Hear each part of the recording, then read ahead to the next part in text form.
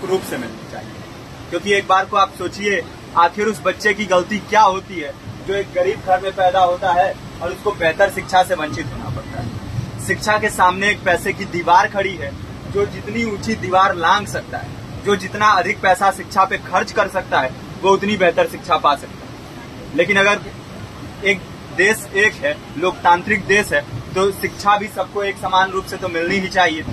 आज परिस्थिति ये है कि एक तरफ तो प्राइवेट स्कूल हैं जो लूट के अड्डे बने हुए हैं, वहां पे आप एडमिशन कराने जाएंगे तो सिर्फ एडमिशन के नाम पे ही आपको 10,000 20,000 रुपए देना होगा।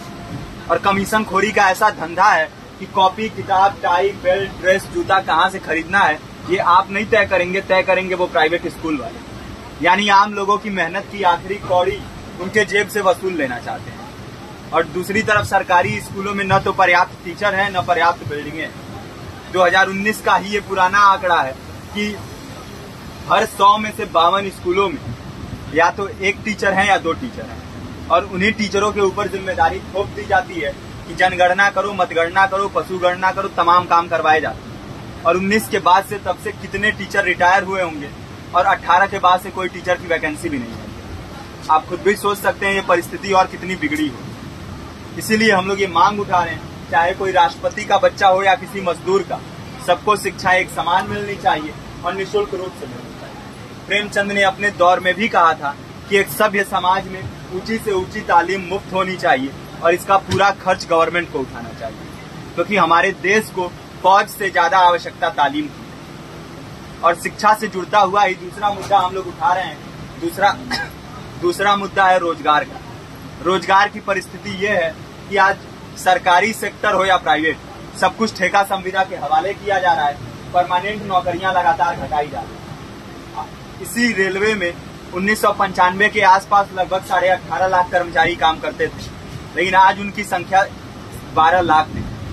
आप खुद भी सोच सकते हैं कितने बड़े पैमाने पे परमानेंट पदों को घटाया जा रहा है। और आज आलम ये है, एक तरफ लाखों पद खाली पड़े हैं, फिर भी कोई वैकेंसी नहीं निकलती। जो वैकेंसियां निकलती हैं उनमें भ्रष्टाचार होता है, पेपर लीक हो जाते हैं।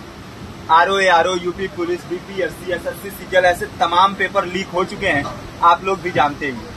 अभी नीट की धांधली में ये पता चला कि एक एक पेपर 30 लाख से 50-50 लाख रुपए में बेचा गया। हम और आप तो ये पैसा नहीं दे सकते। पूरी की पूरी कारस्तानी सरकार, प्रशासन, शिक्षा माफियाओं की होती है। और भुगतता कौन है? आम घरों के लोग, जो लोग सालों साल तैयारी करते हैं, दिन भर में 10-10 घंटे, 12-12 घंटे पढ़ते हैं। और इतनी कड़ी मेहनत के बाद, सालों साल की मेहनत के बाद उनके हाथ लगती है तो सिर्फ हताशा, निराशा, अवसाद। बहुत से छात्र नौजवान जो इस बेबसी में, इस डिप्रेशन में नहीं जी पाते, आत्महत्या तक के कदम उठा लेते हैं। लेकिन ये देश की विडंबना है कि टीवी चैनल, अखबार, मीडिया, नेता, मंत्रियों के लिए कहीं ये कोई मुद्दा नहीं है। उनके लिए मुद्दे हैं तो जाति, धर्म, रंग, नस्ल, अगड़ा पिछड़ा। आज जब पूरी परिस्थिति इतनी भयावह है तो ये जरूरी है कि लोगों के बीच में जाया जाए, लोगों को संगठित किया जाए और एकजुट किया जाए। क्योंकि आज अगर अपने मुद्दों पर बोलेंगे नहीं तो कल को ये परिस्थिति और बिगड़ेगी। हो सकता है ले देके अपनी जिंदगी तो हम लोग काट ले जाएं, लेकिन आने वाली पीढ़ियों को क्या भविष्य देके जाएंगे, ये भी सोचने वाली बात है। हमारे साथी ने आपको पर्चा दिया है, पर्चा आप तक पहुंच गया है।